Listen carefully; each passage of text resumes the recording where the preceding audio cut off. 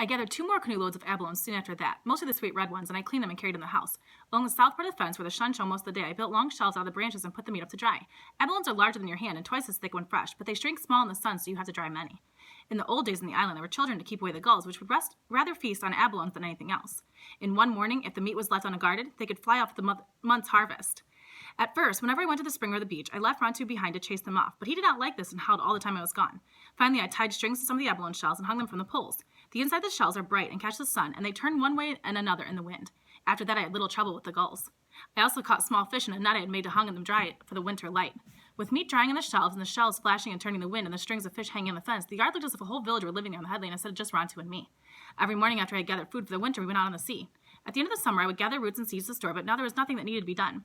We went many places those first days of summer, to the beach where the sea elephants lived, to Black Cave, which was even larger than the first cave we found, and to Tall Rock, where the cormorants roosted. Tall Rock was more than a league from the island and was black and shimmering because it was covered with cormorants. I killed 10 of the birds the first time we went there and skinned and fleshed them and put them out to dry, for someday I wanted to make a skirt of cormorant feathers. Black Cave was on the south coast of the island, near the place where the canoes were stored. In front of the cave was a high ledge of rock surrounded by deep kelp beds, and I would have paddled by if I had not seen the hawk fly out. The sun was in the west, and I had a long way to go to reach home, but I was curious about the hawk and the place he lived in. The opening of the cave was small like the one in the cave under the headland, and Rontu and I had to crouch low to go through. Weak light came from outside, and I saw that we were in a room with black shining walls that curved high overhead. At the far end of the room was another small opening. It was long and very dark, but when we reached the end of it, there was another room which was larger than the first and lit with a shaft of light. The light came from the sun, which shone down through a jagged crack in the ceiling.